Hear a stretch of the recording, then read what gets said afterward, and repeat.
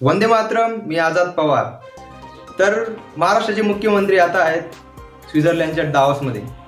तिथे त्यांनी रेकॉर्ड तोड गुंतवणूक केली अशी चर्चा चालू आहे पूर्ण महाराष्ट्रात आणि भारतात, ज्याची व्हॅल्यू आहे टोटल 15.70 लाख कोटी. पण हे खरं आहे का? तर नाही. 2.27 लाख कोटी रुपयाची खरं तर त्यांनी विदेशी कंपन्यांसोबत करार केलेला आहे. ते कसं तर समजून घेऊयात. ज्या टोटल 61 कंपन्या आहेत, तर त्या 61 कंपन्यांपैकी ज्या 51 कंपन्या आहेत त्या भारतातल्या आहेत. मग महाराष्ट्राचे मुख्यमंत्री दावोसला गेलेच कशाला हेच समजत नाही, विनाकारण महाराष्ट्राचा पैसा वाया घातला.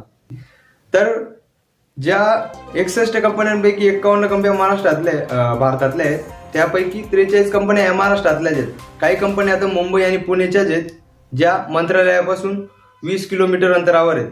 तरी सुद्धा महाराष्ट्राचे मुख्यमंत्री गेले विदेशात आणि तिथे भारताच्या कंपन्यांसोबत MOU साईन केले. MOU म्हणजेच मेमोरंडम ऑफ अंडरस्टँडिंग. म्हणजे हा एक प्रकारचा करार असतो आणि असं नाही की आता साईन केले तर त्या कंपन्या येतीलच महाराष्ट्रात, हे फिक्स नाहीये.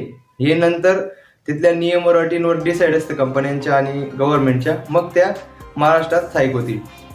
पण दुसरीकडे जे छत्तीसगडचे मुख्यमंत्री आहेत, त्यांनी इन्व्हेस्टर कनेक्शन समिट होतं मुंबई दिल्लीचा, त्याच्यामध्ये मुंबईत येऊन महाराष्ट्रात येऊन ते 6,000 कोटी रुपयाची गुंतवणूक छत्तीसगडमध्ये घेऊन गेले.